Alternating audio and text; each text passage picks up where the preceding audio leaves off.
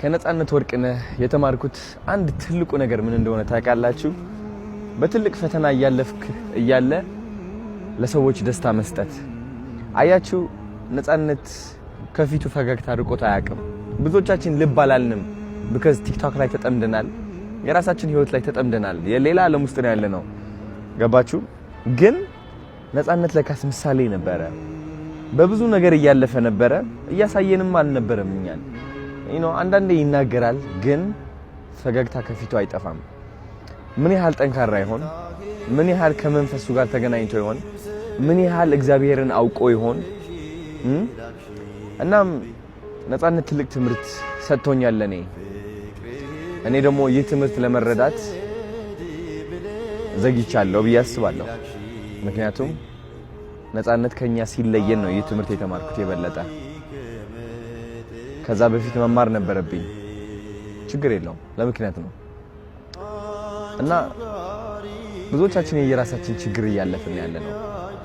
አያችሁ፣ የውስጣችን ስቃይ አውጥተን ለሌላ ሰው ስቃይ አድርገን ምንሰጥ ከሆነ ለዚህ ቻለ ምንም አንተርፍም። ምንም እናመጣውና ምን በጀው ነገር አይኖርም።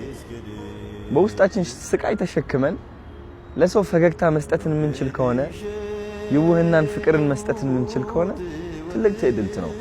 እኛ የእግዚአብሔር ልጆች ነን ማለት ነው።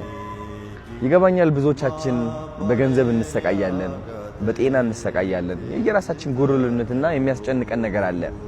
ግን ይውህናን ፍቅርን መስጠትን ከተማር ትልቅ ለውጥ እናመጣለን። ሀገራችን ላይ ትልቅ ፍቅር ይሰፍናል። ትልቅ ተአምር እንፈጥራለን። because ሳይኖርህ ፍቅር ስትሰጥ፣ እያመመህ እያለ ሰውን ስታክም ምን ያህል ጸጋ ነው? ምን ያህል ጥንካሬ ነው? ምን ያህል ብርታትን ነው?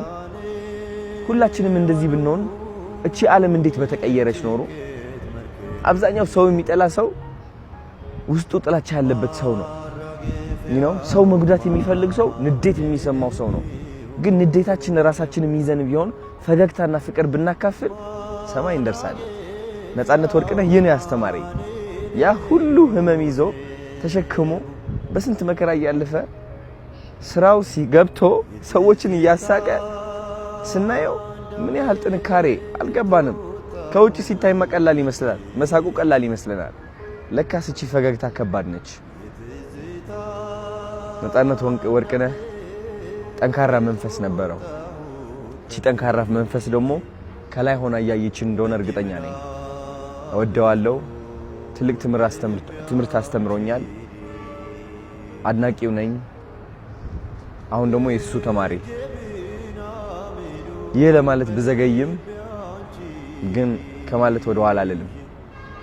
እወዳቸዋለሁ።